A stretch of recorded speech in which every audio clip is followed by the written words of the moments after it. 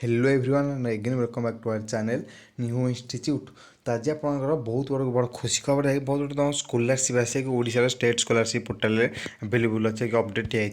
तुम स्कॉलरशिप अच्छी। तो चलो देखिए ये स्कॉलरशिप कौन रही तार एलिजिबिलिटी क्राइटेरिया आपंकर कौन रही और तो अप्लाई डेट केबेठू आरंभ हो रजिस्ट्रेशन लास्ट डेट केबे आमि आप्लाय करेंगे। तो यही भिडियो आज आम संपूर्ण तथ्य भाव आलोचना करवा जहाँकि तुम ओडिशा स्टेट स्कॉलरशिप जहाँकि आपंकर नोटिस टी आसी। तो ये आपड़ी चैनल को नुआ आसछन्ति किंबा चैनल को सब्सक्राइब करना तेरे प्लीज सब्सक्राइब कर दिंतु कारण यही आप न्यू स्कॉलरशिप अपडेट वीडियो और जहाँ भी न्यू अपडेट आसला तुम निश्चित वीडियो आम अपलोड कर। तो ये प्लीज चैनल को सब्सक्राइब कर रखी था जहाँकि आप फ्यूचर बहुत हेल्पफुल हो। तो चलते वीडियो को स्टार्ट करवा। तो जदि भी आपने भिडियो टी भल लगे लाइक करूँ तुम सांग मत सेयार करूँ से भी विषय तथ्य जानीपारे जे कौन रही संपूर्ण स्कॉलरशिप अपडेट टी। ये आपने देखिपे जैकि आप डाउनलोड करदे आप ओडिशा स्टेट स्कॉलरशिप पोर्टल आप फाइल डाउनलोड कर दिया ओडिशा सरकार तरफ ये आपने देखिपे जैकि लिखा अच्छी ओडिशा सरकार तरफ अनुसूचित जाति और अनुसूचित जाति उन्नयन संख्यालघु संप्रदाय पछुआ कल्याण विभाग जहाँकि ये आपंकर अनुसूचित जाति जहाँकि ये स्कॉलरशिपटा रही जैकि ओडिशा स्टेट स्कॉलरशिप पोर्टल चलो देखिए कौन रही राज्य भितर एवं बाहर पड़ुवा योग्य अनुसूचित जनजाति और अनुसूचित जाति अन्य पछुआ वर्ग सामाजिक शिक्षा क्षेत्र अनग्रसर वर्ग आर्थिक क्षेत्र में अनग्रसर वर्ग छात्रछात्री मान ऑनलाइन नूतन पाठ्यक्रम निमंते पंजीकरण और नवीकरण पर ओडिशा राज्य छात्रवृत्ति पोर्टल माध्यम आह्वान कर तुम समस्त अनुसूचित जनजाति कि अनुसूचित जाति अन्य पछुआ वर्ग सामाजिक शिक्षा क्षेत्र एक आर्थिक क्षेत्र में किसी दुर्बल थी लोक मानी ओडिशा स्टेट स्कॉलरशिप पोर्टल तरफ ये आह्वान टी जहाँकि आपको देखिए रेजिस्ट्रेशन करा पड़ो कौन ना भाव नूतन भाव में पंजीकरण समस्त छात्र निज आधार सहित आवेदन करेंगे और एथें रेजिस्ट्रेशन मोबाइल को ओटीपी आसो तुम मैंने कौन ना ये आवेदन कर तुम आधार नंबर दरकार ये जो आधार नंबर आप रेजिस्ट्रेशन करेंगे तार गोटे ओटीपी आसो जैसे वन टाइम पासवर्ड ओटीपी ताकि तुम मोबाइल नंबर को आसो सफा कर नूतन आईडी सृष्टि जैसे तुम गोटे आईडी तुम तैयारी कर और समस्त जहाँकि तुम पाखपाखि जो जनसेवा केन्द्र रही सेठी आप कंप्यूटर अप्लाई करेंगे समस्त योग्य छात्र छात्री मानक अनुरोध से दी जाइए जो ऑफिशियल वेबसाइट ना कौन ना www.scholarship.odisha.gov.in मैट्रिक परवर्ती छात्रवृत्ति नूतन पंजीकरण और नवीकरण पाठ्यक्रम करेंगे जहाँकि मैट्रिक परीक्षार्थी छात्रवृत्ति माने मैट्रिक परीक्षार्थी छात्रवृत्ति ये नूतन पंजीकरण आपको करा पड़ो कि जदि भी पंजीकरण कर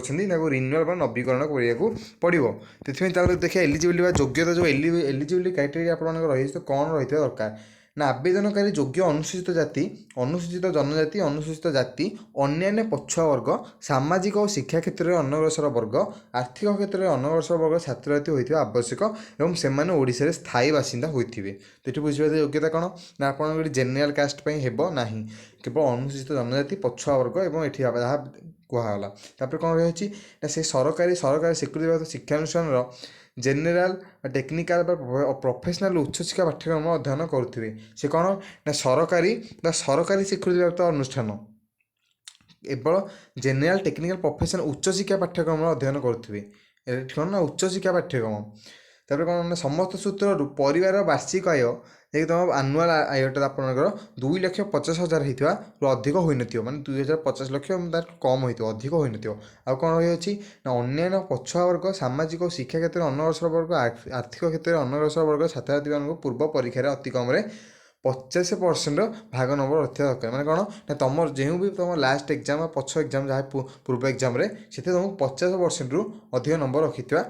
50 नंबर रखी आवश्यक। तापर कौन तापर देखिए कौन ना अप्लाई डेट के आरंभ हो 15/11/2023 मैंने आज आपंकर आरंभ होगा जैसे अप्लाई डेट जहाँकि आप 5 दिन हो कि लास्ट डेट अच्छे आपंकर 20/12/2023 जाए शेष तारीख आवेदन लास्ट तारीख अच्छे आप 20/12/2023 आ दरखार अनुष्ठान द्वारा जांच और जिला मंगल अधिकारी ऑनलाइन प्रेरण कर ऑफिशियल कम हम से 20/1/2024 तापर संपूर्ण जिला मंगल अधिकारी द्वारा दरखास्त ऑनलाइन मंजूरी हम आपंकर ना 31/1/2024। तो यह केवल 2023-24 मसीहा कौन विशेष द्रष्टव्य मैट्रिक परीक्षा छात्रछात्री मध्य आधार नंबर प्रदान कर नित्यान जरूरी आधार नंबरटा बाध्य देवाक पंजीकरण करने को हेले तापर कौन जदि भी जदि भी तुम आधार नंबर किसी भी त्रुटि रही थे तेज से आधार नंबर आपने करेक्शन करी ताको आउ थे आधार नंबर अप्लाई कर सारापर ही आपको अप्लाई करेंगे। तापर कौन रही अच्छी आपंकर आधार टी बैंक अकाउंट सहित लिंक कर दरकार कारण तुम तुम पठा जाइए कौन ना स्कॉलरशिप टी। तापर आ कौन रही अच्छी ना आउटी कौन रखी ना आप देवे आप्लाय करेंगे से आकाउंट को पैसा पठाଯିव स्कॉलरशिप पैसा तो तेणु आप जहाँ भी आकाउंट बैंक अकाउंट नंबर हो आईएफएससी कोड हो जहाँ भी आप आप्लाय करेंगे भल भाव देखी नहीं स्थिर भाव में देवे कारण यही आप पैसा आसो ना कौन आसना पैसा। तो आउ कौन रही देखूँ ये जो किसी निर्देश रही ना कौन ना 2023 वर्ष ठार जो छात्र छात्री मैंने नूतन पंजीकरण पाठ्य नवीकरण राज्य बाहर सरकारी अनुष्ठान पढ़ुं केवल से ही योजनार अंतर्भुक्त। आउ कौन ना छात्र छात्री नूतन पंजीकरण पर Odisha state scholarship how to apply विभाग में आप ओडिशा स्टेट स्कॉलरशिप जी हाउ टू अप्लाई को जाकि कौन करेंगे ना अप्लाई को बटन क्लिक करापर से आधार प्रमाणीकरण आईडी सृष्टि हे से आप मोबाइल गोटे ओटीपी आसो से ओटीपी आप मोबाइल नंबर को आसो देलापर आप आईडी क्रिएट होपर किंतु गोटे अप्लाई करेंगे से बर्तमान कहूँ सी कलापर आप कौन करेंगे ना अप्लाई करेंगे आईडी क्रिएट हो आईडी क्रिएट होगापर आपको से मांग डीओबी डेट ऑफ बर्थ तापर जेंडर आधार नंबर से जहाँ भी मांगे ये आप फिलअप करेंगे आप जनसेवा केन्द्र को पलैबे सी तुम जहाँ भी डॉक्यूमेंट मांगे आप समस्त डॉक्यूमेंट सांगे नहीं जाइए जमीक bank account number bank account समस्त आधार कार्ड बैंक अकाउंट समस्त जेरक्स आप नहीं जहाँ भी मांगे समस्त तुम से देवे। तापर आउ कौन रही ना से बेसिक प्रोफाइल आधार नंबर पास वेरीफाई बटन उपर क्लिक करेंगे तापर कौन आधार कार्ड समस्त दे सारापर आधार कार्ड वेरीफाई नंबर उपर क्लिक करेंगे तापर पुणी आप मोबाइल नंबर गोटे ओटीपी आसो से ओटीपी पोर्टाल देवापर आधार कौन से परिवर्तन कर पोर्टाल स्थानित कौन से यांत्रिक त्रुटि जो आधार डाटाबेस भूल सूचना पोर्टाल को आसूसी तेज आगू न बढ़ी किसी समय पर पुनः चेष्टा करूँ। तापर कौन एठी तुम कौन जहाँ भी डॉक्यूमेंट मांग तुम समस्त निजर ओरिजिनल डॉक्यूमेंट नहीं जाइए जमीक तुम मैट्रिक सर्टिफिकेट हो कि बैंक अकाउंट हो कि आउ जहाँ भी डॉक्यूमेंट सब ओरिजिनल नहीं जाइए कारण ये तुमको ओरिजिनल देवाक पड़े स्कानिंग होकर कंप्यूटर अपलोड हो जोटी आप जनसेवा केन्द्र को जी। तापर कौन ना छात्र छात्री मैंने ओडिशार ई जिला पोर्टाल जातीय प्रमाणपत्र पोर्टाल अपलोड करेंगे तुम जो कास्ट सर्टिफिकेट तो सेठी आप दरकार। तापर से भाव छात्र छात्री मान आईडी पासवर्ड गोपनीय रखा अनुरोध निज आईडी पासवर्ड क्या कहे ना निज गोपनीय भाव रखिए